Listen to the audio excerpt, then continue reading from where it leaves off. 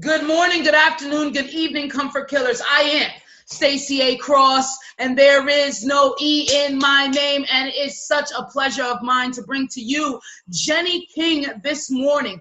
Jenny is a corporate performance coach. I mean, I guess after you left your corporate cushy job, right? Right. Corporate performance coach. She has an amazing digital course. It's called Be the Architect of Your Dream Life.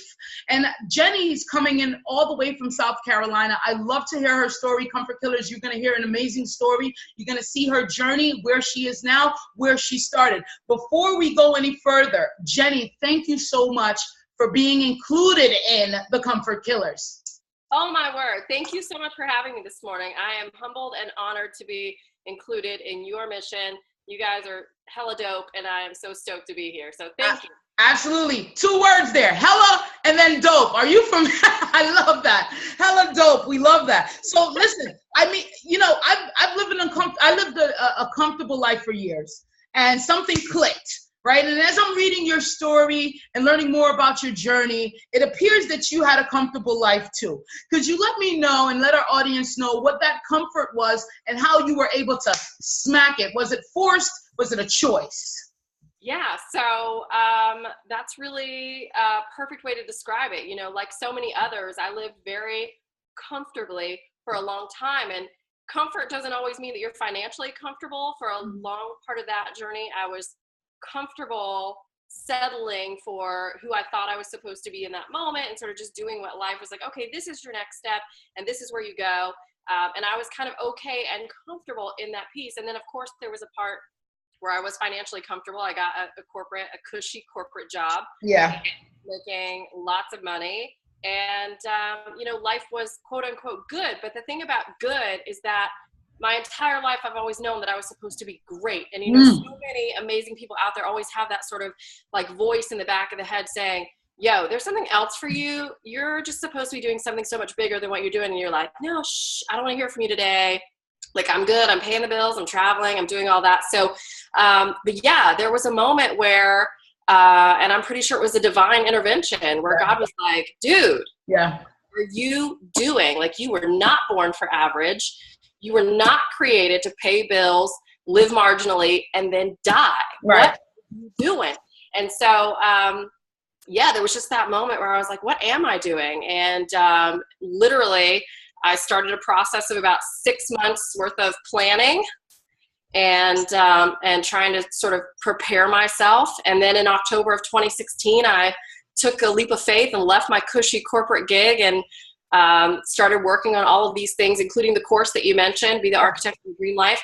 And it's a mission. I want people to stop looking at the ground, focusing on what the world tells them they are and who they're supposed to be, and start getting inside of who they really are and who they're really supposed to be and how they're supposed to serve the world.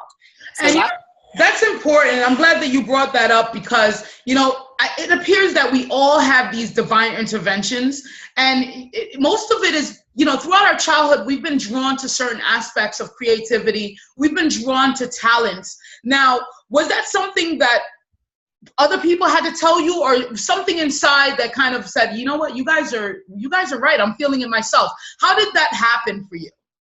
Yeah, no, it was really more internally for me. Gotcha. Because, you know, the world is really okay with you settling. Unless you have someone who is really attached to you and they're a mentor who just sort of sees in you that you've got more and the world needs more from you. Yeah.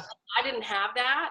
The world was very comfortable with me settling and sort of being in that safe space. And so, no, it just came from inside. It was just something that said, this is not it. And just watching people commiserate on a normal level and just kind of do the mundane minutia, you know, the stuff, the daily stuff.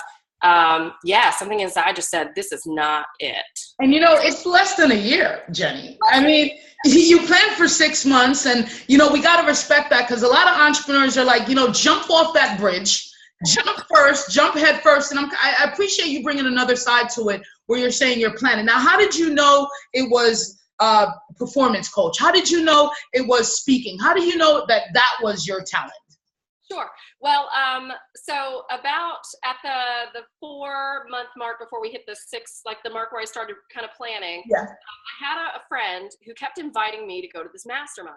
And I was like, yo, I'm not into your mastermind. I'm busy. I don't want anything to do with your mastermind. Thank you. Anyway. Yeah. She kept asking and asking and asking. And finally I was like, okay, fine, whatever. I'll be in your mastermind. Let's do this. So, and thank God for her. Her name is Tracy Freeman. She's an amazing coach and speaker as well. And so I went into this mastermind and I was connected to these 6 amazing women, and we really didn't follow the mastermind material at all. It became more of a sort of life discovery and a dissension down into what are we doing? And we just sort of empowered each other kind of at that moment to start really digging in deep.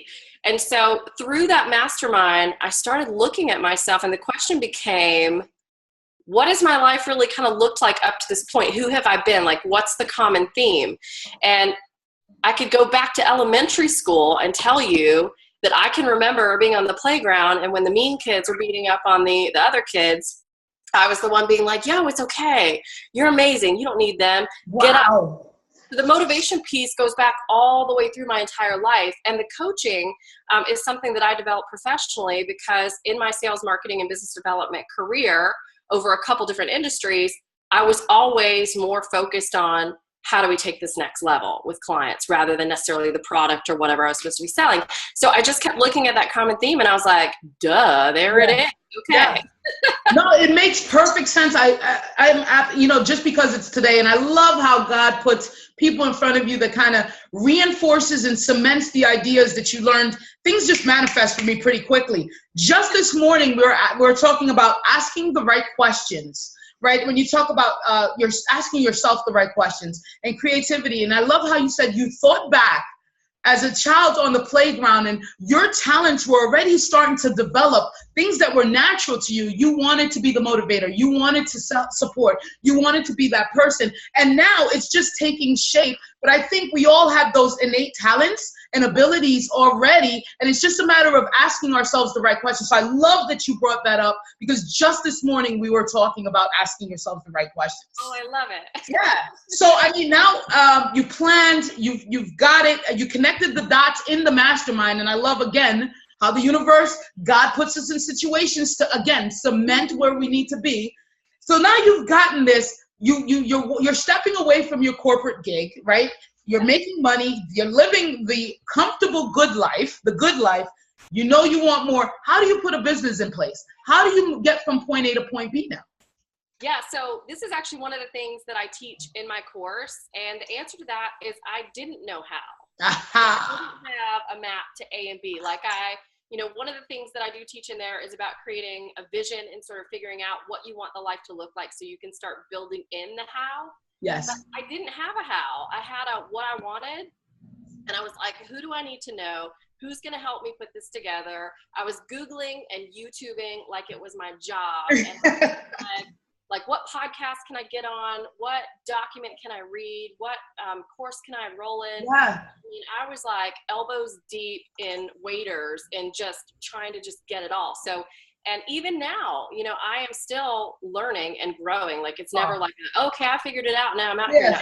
It's like, it's a constant evolution. But so that's really the answer to that question. I didn't know. I was just doing it. You know what? That's the best answer that you could have told me, because the how doesn't matter when you're on purpose, because that'll come in and you don't even have to worry. Even right now, I don't know how we're doing this, right?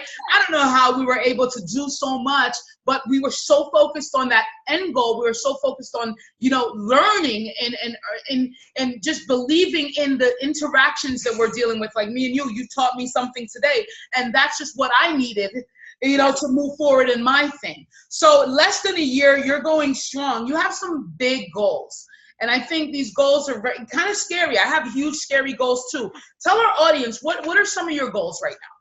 Well, they keep evolving too, right? I mean, yes. That's and being an entrepreneur. So what I sent you there, some of it has shifted even since then, because, it's connecting is really the goal in everything that you do as an entrepreneur. And every time I connect to someone, it doesn't completely shift the mission, but it kind of adds a new level and a deepness. So we're working on a couple different things right now. One of the big things that I am trying to do right now is put together an incredible event.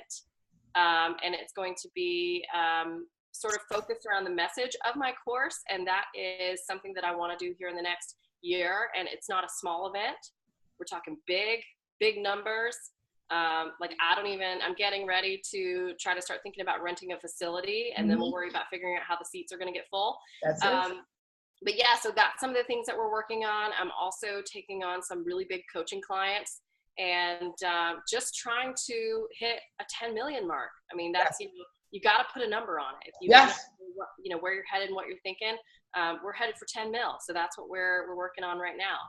No, that's great. I know you're going to get there. Definitely keep me posted about the event. And, definitely want to be a part of that. But, and I love how it's always evolving. As entrepreneurship, we're growing, we're learning new things, we're adding in, we're subtracting in ourselves, and we're getting better at the process. So I love how you said, since then, my goals have evolved. But one common theme that I notice here is you're passionate about empowering women. Yes. Tell me about that, and tell me, why, and what's our reasoning for that? Yeah, sure. A lot of people have said, are you sort of focused on women because of all of the media attention and sort of what the focus is on that? And no, my passion for women is because I get broken a little inside every time I walk past a beautiful woman and her eyes are down and she won't look at me. Or I say, you're amazing, you're beautiful. And then it's like, no, I'm not that good. Thank you for saying. Or I say, you're a bomb ass mom. Your kids are going to be amazing. And she's like, oh no, it's just what I do. So women are out there living these consistently apologetic lives, and it's getting in the way of them being who they were created to be. Absolutely. And like I said, I just break a little inside every time I have that. So my mission is to just help them see them as I see them and as God sees them. Yeah. Women are amazing. Yeah, no, absolutely right. And that's one thing is, we're tapping into a market where, there's a lot of people that really can't look you in your eye. They're feeling insecure, low confidence. They're not seeing their true talents. And I think, motivating and inspiring women will change the world, because women rule the world, right, Jenny? Yes. 100%. Right. Absolutely. So, one thing that caught my eye is, okay, one of the ways people are going to say, well, you know what, she had the cushy job, right? Yeah. But really, I think you stepped out just like anyone else was stepped out. You depleted all your accounts. How did that work for you? What were you like? Depleted is kind of a light word, because beyond depleted, like we were so far in the underling of the financial realm. Yeah. And that was hard. I mean, that was one of those things, I have a husband and I have an almost 5-year-old. And so I have 2 other lives that I'm responsible for. And asking them to be on this mission with me was not a light request. And so it was hard and it was scary, and it's still scary. Yeah. To be honest, a year into business, I'm not making a mill yet, right? I mean, we're serving as hard as we can go and just trying to change lives, and all of that stuff will come into play. But it's scary. Depleting everything is not a fun thing, but it's a necessary thing, because if you're not willing to go all in, if you're not willing to really give it what you've got, then you're not in it, and you can't win. You can't be successful if you're just dabbling. It's not going to happen. You're talking my game right now. You're talking my game. And how's the support been with your husband? I mean, of course, there's got to be that net of support that's most needed. Siobhan does an amazing job to support me in my goals and dreams, and she's a part of the team. Tell me about the support. Yeah, so the support piece is something that anyone who's thinking about really going into business for themselves or becoming an entrepreneur or chasing a dream really needs to be very crystal clear as to what will and won't happen. And what will happen is that most of your support is going to come from outside of your immediate team. That said, or your immediate family, So my husband has been supportive, but not necessarily in the way that I would hope. But it's really because this is not his journey. He doesn't understand entrepreneurship. That's not his thing. So he's learning. He's adapting. Oh my God, I'm so sorry. Yeah, so he's learning and adapting, but the truth is the majority of my support has come from the team that I have put together. Yes. And that's important. And that's important because I think same thing goes with Siobhan. When I first initially started, she's like, well, I know you're crazy already. I know you're doing it.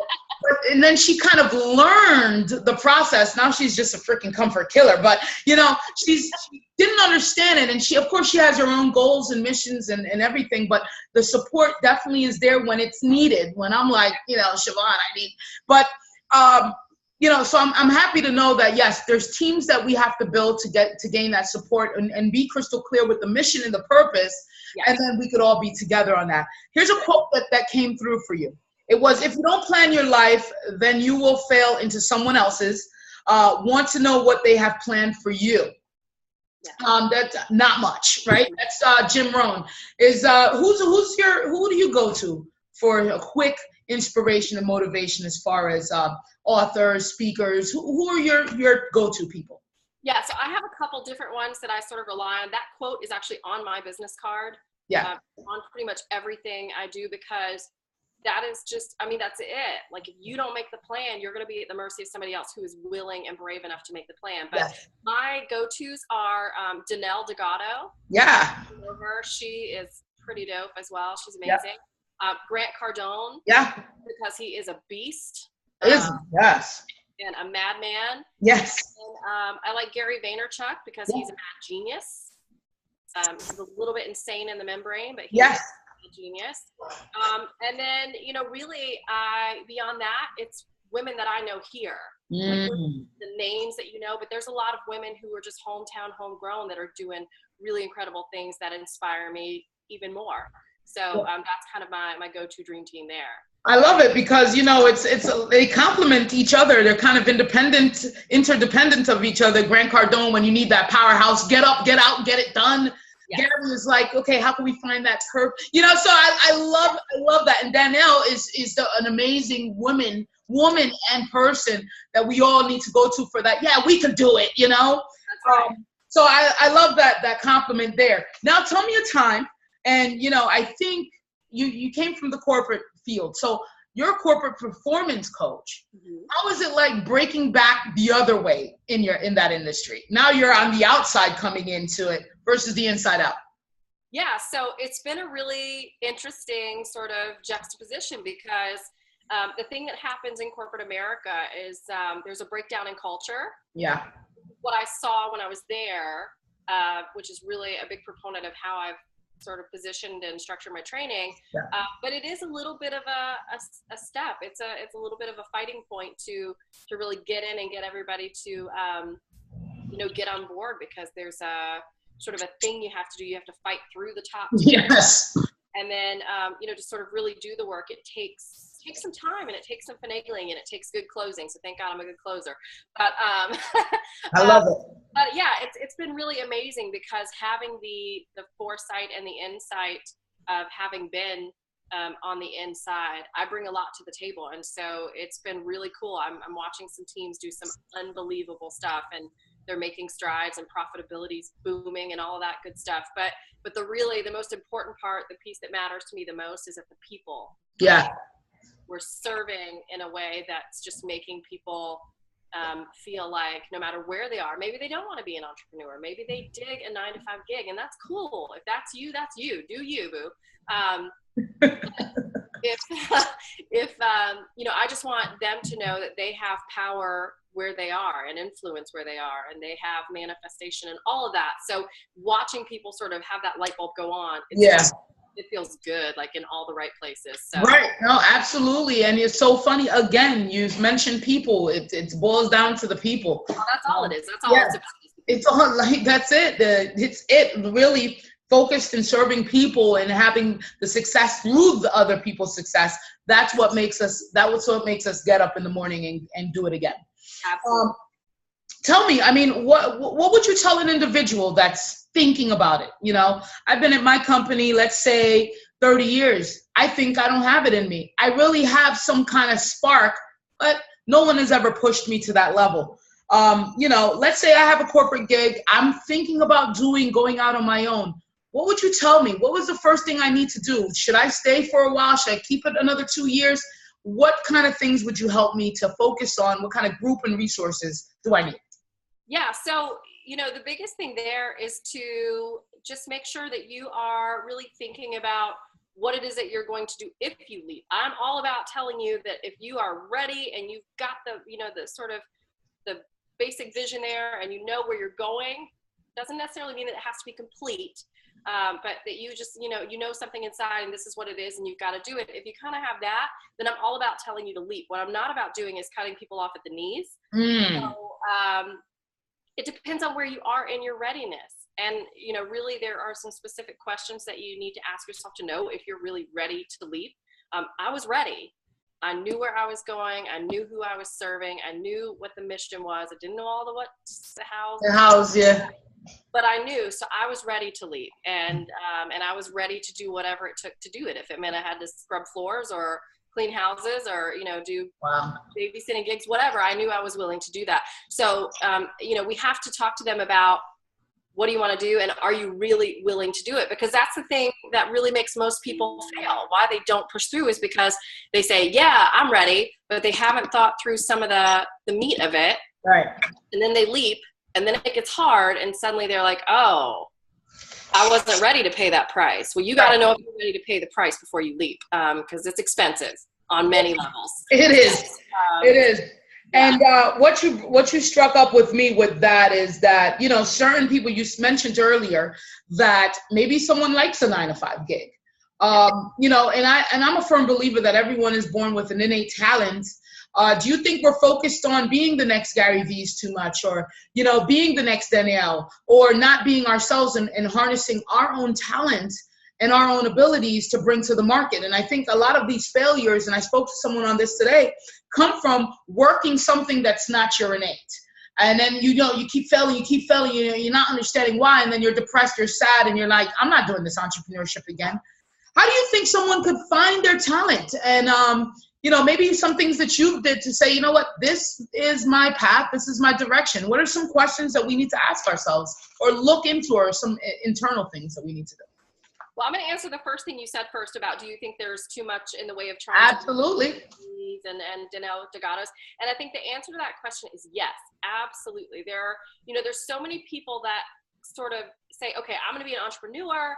I want to be a speaker, a coach, or a motivator, or I want to be I want to be an MLM star, a multi-level marketer star, whatever. But they, instead of really focusing on what it is, so what the thing is, my thing is I want to serve people. I want to serve women. That's my goal. My vehicles to do that is my corporate training and my course and my motivational speaking. That's it. That's as complicated as it gets. That's who they are, and that's what we're doing. But so many people aren't focused on what it is that they're doing in the vehicle to get there. Instead, they're too focused on the fancy house and the luxury jet and all this, stuff, which is great. That's amazing. Who doesn't want that? I'm excited to have my jet one day. Yeah. That's not the thing. That's not why we're doing it. So yeah, 100% I do. And so the reason they fail is because they weren't focused on the right stuff to begin with. But then in terms of answering your last question, Claire, tell me again what your last question was. Come on, Jenny. So I know that I love it though. Because I'm already thinking about two questions ahead. I know I should really stay here. So thank you. No, the last question I believe was, of course, do you think, what will you tell? How can someone find their own innate talent? Oh, yes, maybe something that you've done. Well, the first thing you need to do is just think about what you're good at. What feels good? What do you love? What are you passionate about? There's so much in today's educational system and the way the working world works that they have people focused on what they're not good at.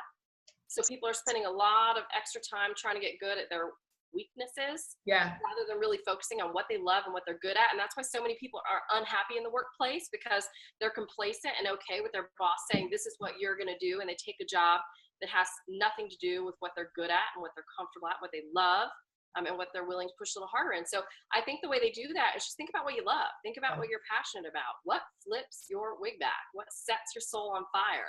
Whatever that thing is. And it may be something really small. Maybe it has nothing to do with your job. Maybe I talked to a lady yesterday. She is a beautiful woman. She is passionate about children and social work, but her current job has nothing to do with children or social work. And I'm like, okay, cool. So tell me about what you're doing on the weekends. What are you doing in the evenings for children and social work? Yeah. Because it's okay if it's not about your job right now. If you're not getting paid to do it for free. Yeah. You do the thing you want to do until you can do the thing you want to do the way you want to do it.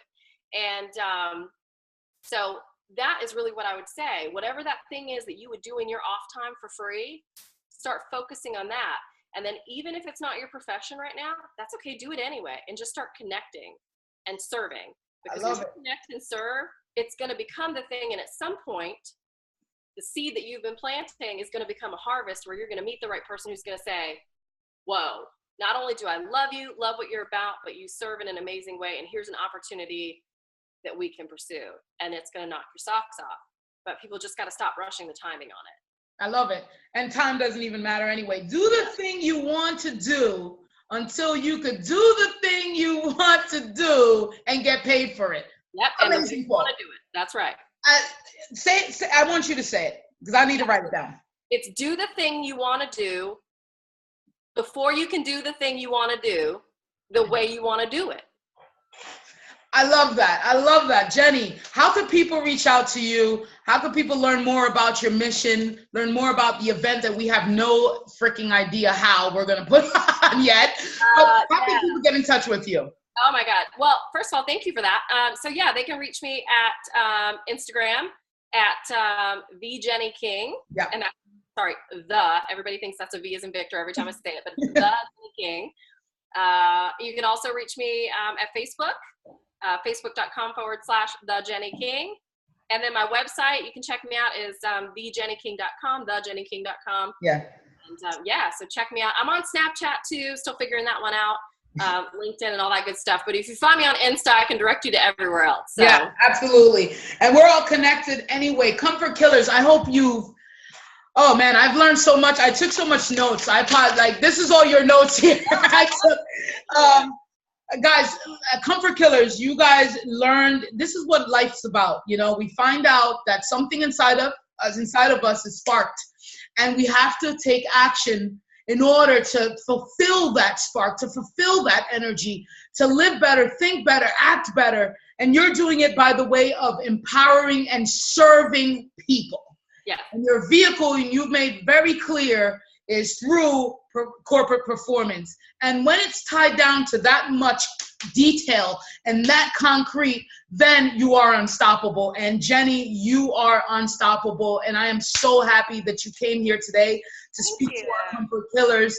And we look forward to growing with you more. We want to learn more about the event. I love the nuggets that you put out here today for our Comfort Killers. Thank you so much. Oh, well, thank you so much for having me. And I will definitely keep you posted about the event. It's going to be crazy. It's going to be insane. I can't wait. But I appreciate the opportunity to be here. And I love what Comfort Killers is doing. And Comfort Killers, staying uncomfortable. That's it, baby. Remain uncomfortable. You heard it first from not V, okay? Not V as in Victor, the Jenny King. I am Stacey A. Cross, and there is no E in my name. Until next time, Comfort Killer.